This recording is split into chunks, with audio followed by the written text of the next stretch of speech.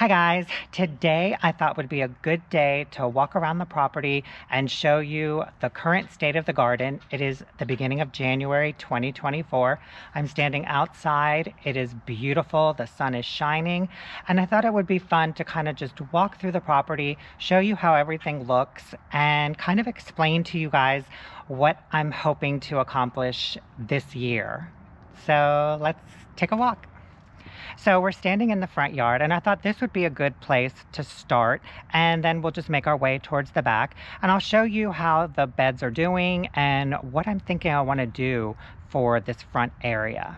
This is the view from the sidewalk. This is the one flower bed over here, the other one right over there, and the retaining wall is right over here. I thought let's start over by the retaining wall. I'll show you how the sky pencil holly hedge is looking, and it is growing. It's still kind of tiny, but it is definitely putting on a little bit of new growth. You can kind of see over here, but it's doing really well. And then coming around over here, hi guys, we've got one of the flower beds. This is where I planted the limelight hydrangeas and the butterfly bushes. I've got the loropetalum over here, dwarf Alberta spruce,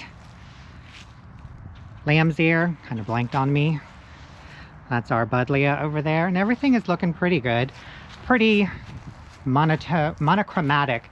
It all kind of looks the same, and I'm gonna come in here and show you guys that looks like something may have been munching on some of these branches, but that's okay, because when we first got these, I didn't really trim them too much.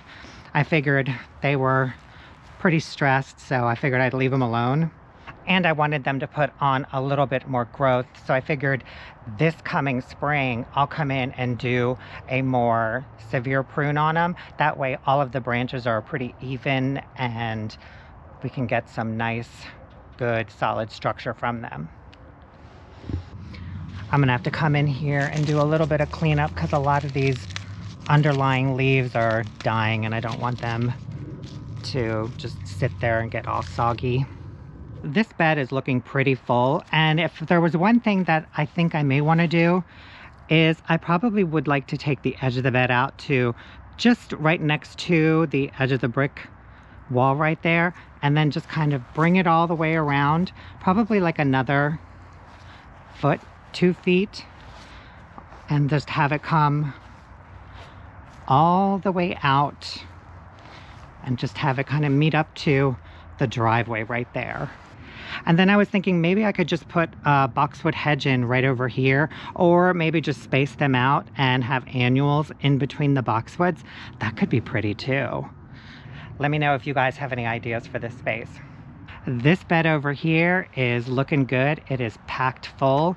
We've got some boxwoods over here. We've got the Scentlandias over here, and their autumn color is amazing. I think next season, when they leaf out a bit more, their autumn show is going to be even better.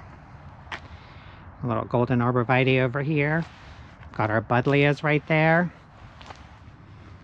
Sky pencil holly, euonymus, dwarf euonymus. I still have this big buddleia sitting in its container. I still don't know where I want to put it.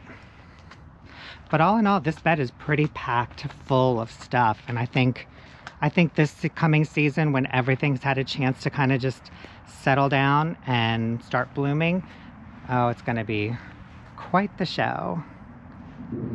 Now, as far as this little strip right here, I've thought about maybe putting in like another hedge of some sort, or maybe like a hedge of lavender or something. But this is where Mo likes to work on the car, so he kind of wants to keep the space open. So I figured, yeah, why not? Not to mention too that we have 2 downspouts, one from here and one from the catch drain, and they both come underground, and they're right in the center of this whole little like 2-foot section. So planting anything over here could be a little tricky. Plus, I don't really want to plant anything over PVC pipe. Okay, now let's head into the backyard. Heading towards the back now, here is the arborvitae hedge, and this whole section right here along the walkway, probably not going to do too much with it because eventually these are going to grow to about 4 feet wide, so they should come to like right at the edge. But as we go further back, it gets wider. So I thought, wouldn't it be fun to kind of somehow come in like from like maybe like right before the curve and just start cutting out a bed and kind of bringing it all the way back to where the butterfly garden is, and then just kind of create a bigger swoop all the way down and kind of connect it to the other end of the butterfly garden. Looking back at it from this angle, if we were to just kind of start over here and cut the edge out a little more and kind of make the swoop a little softer of a curve and all the way down and connect it right to the walkway, we'd have quite a bit more area to plant in.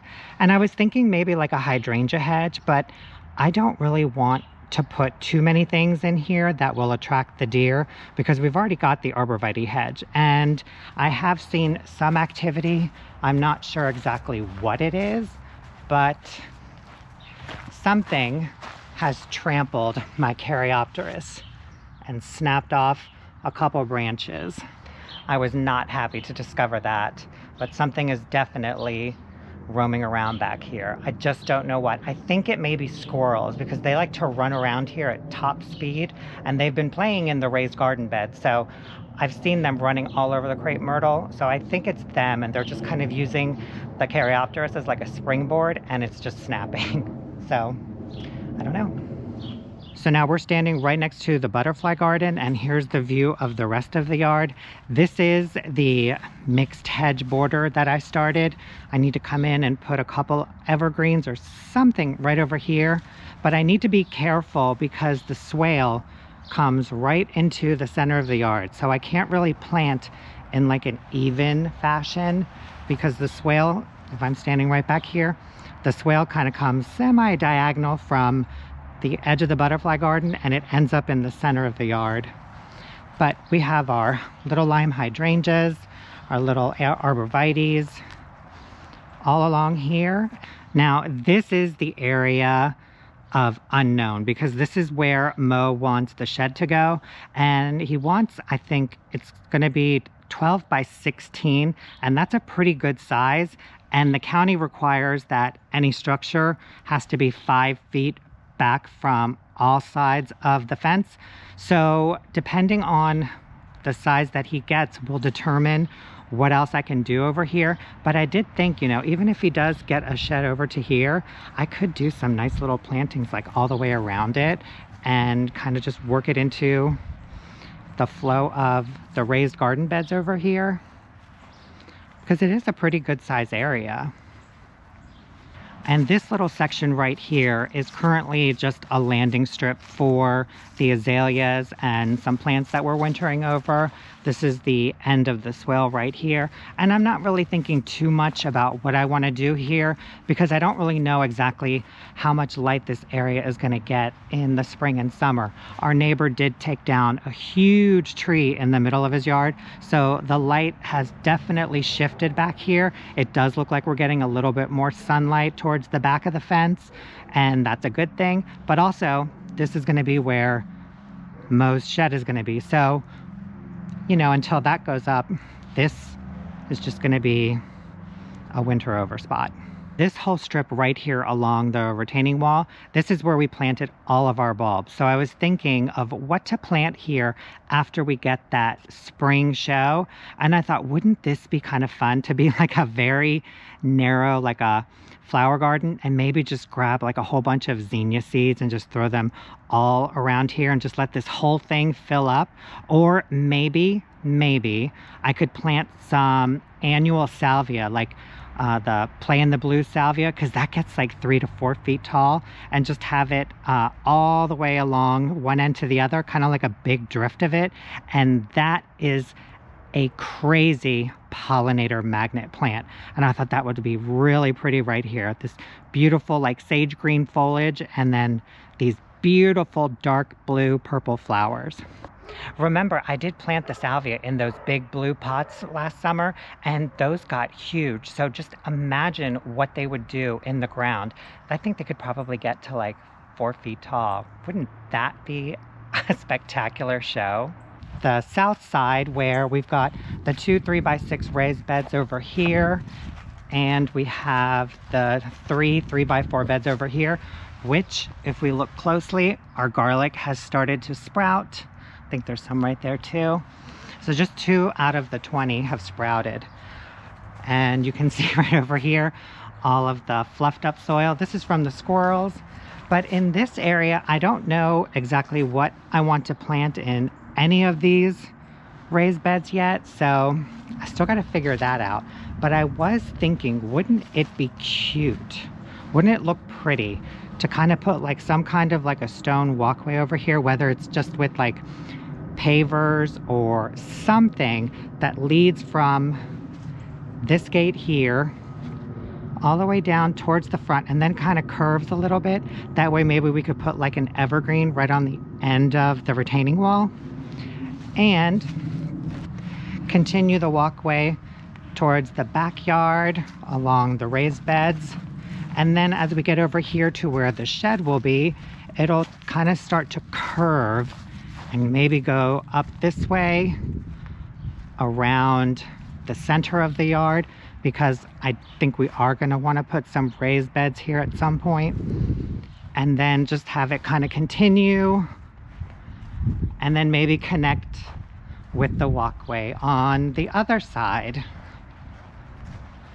right around here. I do think a walkway of some kind could look good back here, but we still need to get the shed in here and possibly some more raised beds and get a little bit more structure back in here before we could figure out how to execute a walkway. Because I know in my head it's like, oh, I can see it and oh, it would look good, but walking around and kind of just showing you guys just a rough walkthrough, it's kind of even hard for me to see it until, you know, some of those other structures are in there. But I did just want to kind of bring it out there too, because that's just one more idea in my head. These are the containers that the salvia was in. Right now they've got a whipcord arborvitae, some pine cones, and we've got some pansies in here too that are just looking really pretty. We got the same one over there, but with the boxwood in it. So those are just a few of the ideas that I have swirling around in my head in no particular order. If I were to prioritize anything for 2024, it would be the shed for Mo, because he's wanted that for so long and I really want him to have it. Plus it's a huge structure. So until that goes back there, I can't really figure out what I'd like to do in that space. Do I want to plant? What can I plant? Is it shade? Is it sun, part sun? So once that is in there, then I can get back there and start planning that area out as well. And that's another thing to look forward to. Anyways, guys, thank you so much for watching this video. Hope you enjoyed it, and we'll see you in the next one. Bye.